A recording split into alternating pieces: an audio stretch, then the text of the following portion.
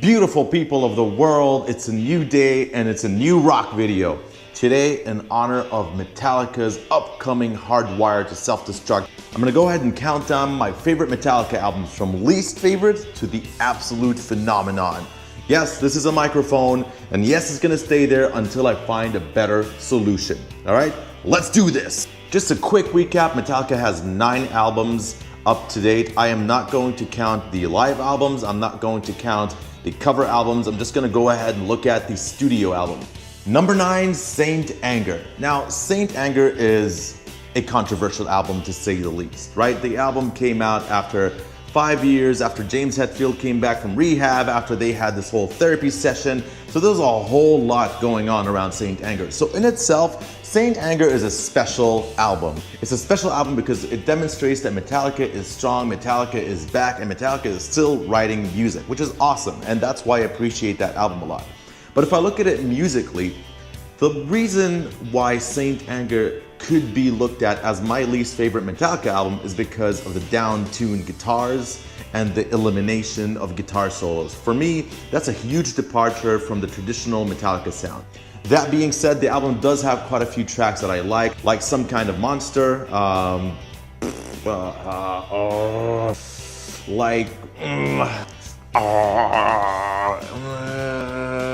Number 8, Death Magnetic. Now I know what you're thinking, Death Magnetic, number 8? What? I think Death Magnetic is a really good album, but in the whole sort of picture of Metallica's discography, I have to put it at number 8. Doesn't mean I don't like it, it just means that I like other albums more. Now let's talk about Death Magnetic just a little bit.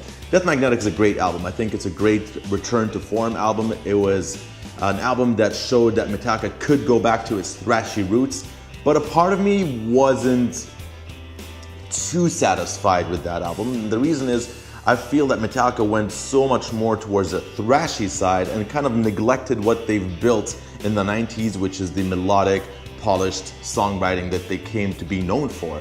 So as much as I like Death Magnetic, I would have liked to have some of those elements pour back into the thrash element of Metallica. And of course the melodic vocals of James Hetfield were in some way missing on this album. Although we have songs like Unforgiven 3 that really delivers on those melodic vocals. Some of the songs on Death Magnetic truly stand out, like All Nightmare Long has become a fan favorite, or Cyanide has become a Metallica favorite that appears on almost every setlist they play live. Number 7, Load. The reason I think Load is one of Metallica's most monumental albums is because it represented a huge departure in their sound and told all of their fans that do not expect the same Metallica album once and twice and 3 times. We are going to write a different album with every release, and that's what Load represented to Metallica and Metallica's career. King Nothing for me was one of the first Metallica songs I've ever heard back in '96. I think I was like 11 or 10 years old or whatever it was. But I absolutely love Load. I think Load was a brilliant album, very well produced and very well written. Number 6, Reload. Okay, obviously so far this list has been pretty predictable, I know. Initially, Load and Reload were supposed to be a double album, right? So both of these albums initially were thought to be released as one album. However, Metallica decided to split them up and release them in 2 consecutive years. But yeah, Reload for me was more of a nostalgic album that sort of changed the way I looked at music. When I first saw Memory Remains, it really blew me away. And when I got the album, I remember that was one of the first albums I've ever gotten on CD. Songs like Fuel, Better Than You, Carpe Diem Baby, Slither, Fixer, Low Man's Lyric, all of these songs to me are such great songs that sound really, really good. Number 5, Ride the Lightning. I said it, Ride the Lightning isn't even in the top 4 for me, right? That's crazy talk from a Metallica fan, right? Look, I love Ride the Lightning. I think Ride the Lightning for me is a monumental metal album. I said monumental again, right? Anyway, that's a good word. Obviously, For Whom the Bell Tolls is the quintessential, essential Metallica song. I mean, anybody who gets into Metallica needs to get into For Whom the Bell Tolls. Fade to Black is another song that paved the way for a lot of great ballady songs that Metallica would write after. However, as an album overall, I still find that there are many Metallica albums that I've enjoyed more than Ride the Lightning as a whole. Number 4, the Black Album. Okay, so I put the Black Album over Ride the Lightning, and that already is causing some kind of ruckus out there, but hear me out.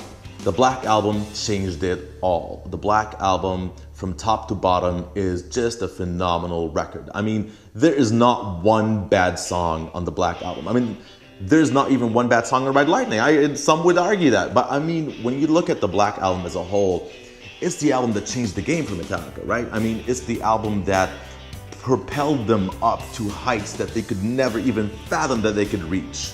And that's the great thing about the Black Album. It's their gold standard album. The album has amazing songs like Enter Sandman, which became a staple in every person's mind, whether they're into metal, or whether they're into pop, or whether they're into rap, or whatever it is.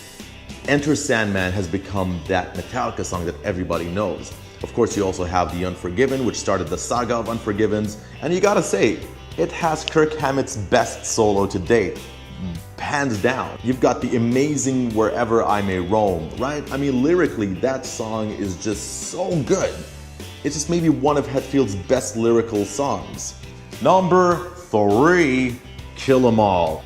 Look, I know there's a lot of metal fans out there that will be like, what are you talking about? You know, and you see them a lot on like Blabbermouth comments or YouTube comments, and they would say, yeah man, Metallica, rest in peace, 1981 to 1984. You know, and these are the guys who just say, yo bro, I'm so into Metallica that I stopped listening to anything after Ride the Lightning. I'm not one of those guys. Kill 'Em All. Kill 'Em All has just great songs, right? I mean, when you think of Kill 'Em All, first thing you think about is Whiplash, you think about No Remorse, you think about Hit the Lights, you think about, shit, come think of it, it's a great album. Number 2, And Justice for All. And Justice for All for me is such a great record. I mean, any album that starts off with a blistering song like Blackened and sets the tone for the rest of the album, you know you're in for a ride. And of course, not to mention my all-time favorite Metallica song, which is One, is available on that album. Songs like Shortest Straw, Eye of the Beholder, and Dyer's Eve are almost, I would say, underrated Metallica songs that don't appear too often on their live set lists. And for me, Justice is just the most progressive Metallica album. It's the darkest Metallica album. It's the most ferocious Metallica album. And I think it just talks a lot about where the band was at that stage. In 1988, it's the first album after Cliff Burton had died, and they're sort of venting out their anger and their rage through that album, and you could feel it. You could feel all these raw emotions coming out on And Justice for All, and that's why I love that album so much. It feels so honest to me, it feels so real, and it feels very, very raw.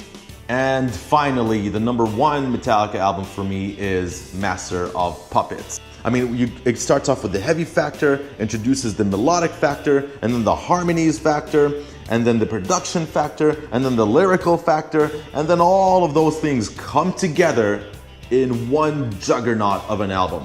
Of course, you got a song like Master of Puppets that just sort of became the anthem to Metallica, right? Then of course, Welcome Home Sanitarium is just amazing, right? I mean, like, I prefer Welcome Home Sanitarium as a ballad to any of the Metallica ballads. I mean, I use the word ballad loosely because Sanitarium sort of launches off halfway through into this amazing sort of thrashy section and this kick-ass solo between Hammett, and there's just so much going on in there, and I love that. And then you got Disposable Hero. All of these songs are just phenomenal, hard-hitting, kick-ass songs that just was never repeated again. Master of Puppets, the best metal album of all time, let alone Metallica. All right, guys, so this was it. This was my ranking of Metallica's albums in preparation to the arrival of Hardwired to Self-Destruct, which should be coming out on November 18th. Let me know what your ranking is for best Metallica albums.